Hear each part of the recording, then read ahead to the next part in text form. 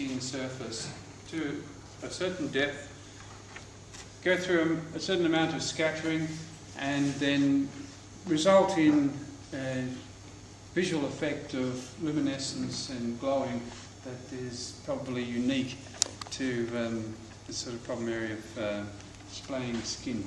So let's hear Meghashyam's talk now, and then we'll have our lunch after that. Thank you. Thanks for that. I think I'll be very quick in giving a talk actually. As John mentioned, I'm doing a PhD overview. My name is Meghashyam Boyapti. I started my PhD before 3 months, and I'm working on efficient methods for scattering of light over subsurface. Or transparent objects where light actually goes deep into the surfaces and scatters back outside at a different point actually. I did a Master's of Computer Science over here, and at the time I did it on AI behaviors or demonstration theory, and that was on John method. When I tried to say that in a new person, I feel that I did a good job, but when I try to think about myself, I feel that it's not really good theory actually. Anyway, I got external scholarship as well about my PhD degree, which is about I was told that I need to give a presentation every year at the end of the year, which is why I'm giving a presentation over here, which is my PhD literature survey. The difference between scattering and subsurface scattering is that scattering actually just it's the direct lighting actually where the incident ray hits the metal surface and refracts away perpendicular towards the normal actually. That happens with most of the metal surfaces we can see over there. Whereas subsurface scattering is much more for marble or skin or human animal tissue or milk or something. Much more translucent, much more for translucent objects, which you could see as in the picture. So I didn't get a much more realistic picture, but the point is that it doesn't actually go in that particular in the particular direction. At every point of time, at every point you've got numerous possibilities actually. At the first point is that you can actually point it out in that direction, you could actually come down and then enter in that direction. So that's just one of the possibilities where how your light gets scattered within your subsurfaces actually.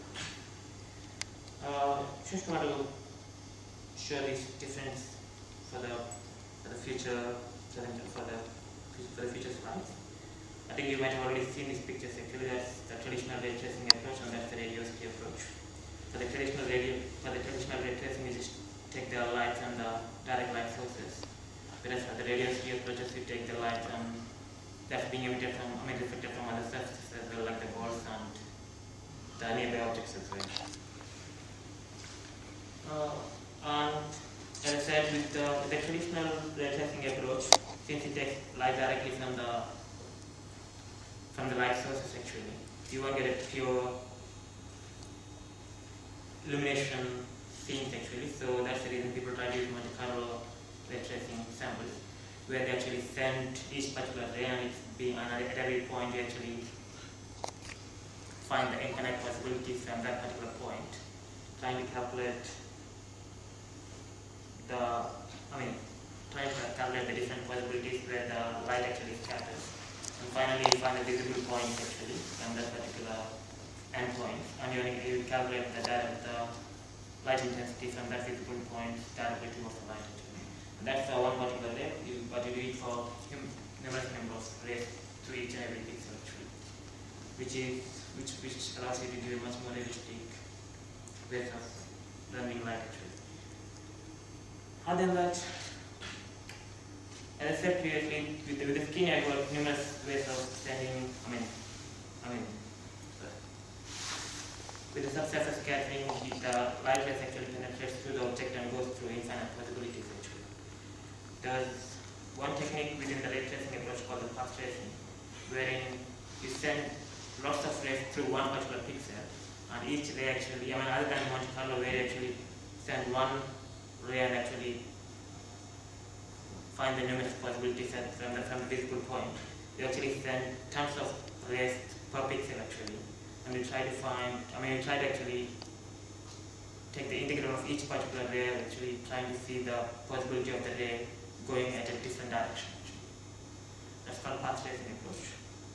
Many people view this as the most computational intensive process, but my point was that using path tracing you could realistically model subsurface scattering methods, like because you could actually send numerous rays into the surface, and you could actually find the different possibilities where the rays actually go through, and you could average or you could actually sample all the rays and you could find a true average realistic lighting on the surface. Other than that, I mean, subsurface scattering has been, is getting a lot of attention these days because of the improving highway architecture over there. And people try to use subsurface scattering for, not the exact subsurface scattering principles, but they try to use mostly approximations due to the computational complexity. They try to implement them on the current GPUs actually. And here are the few principles that subsurface scattering actually work through. Subsurface scattering, I'll try to pull this one.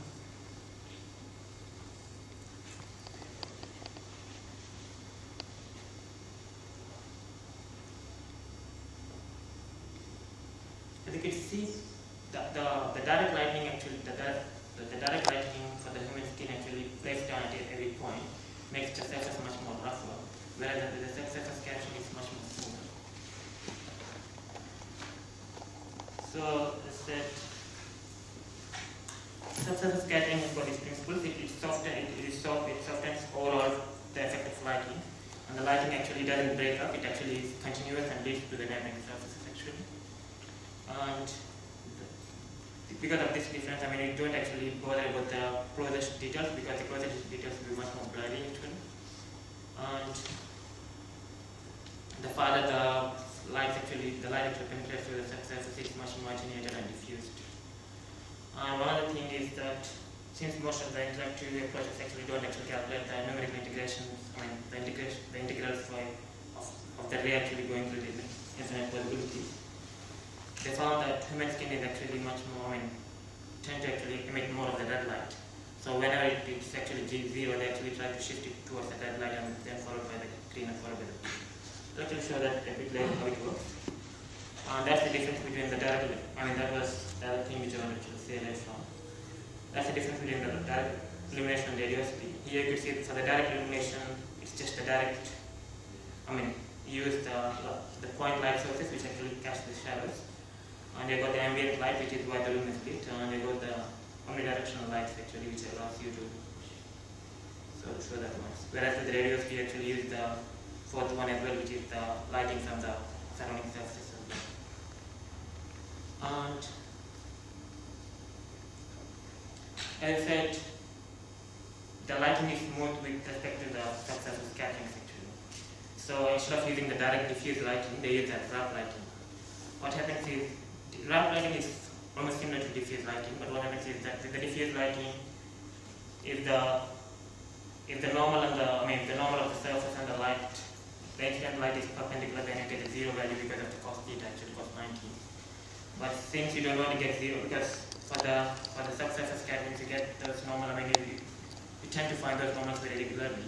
So rather than darkening, rather than getting the dark pixels at most points, they use a technique called wrap lighting, which means they actually tend to send light around the object rather than on a particular surface, which allows you to actually create a much more ambient, it's sort of like a blur effect actually, which is much more realistic than the full direct ambient light. This was first introduced in Korean lighting model. But that was much more crude approximation. People are trying to trying to introduce much better wrap lighting actually. As I said, with respect to the human skin, actually they try to use this wrap lighting on the fragment programs actually, where they calculate the lighting on the texture per pixel. And whenever they get a zero light with the diffuse lighting, they shift it to the red color because humans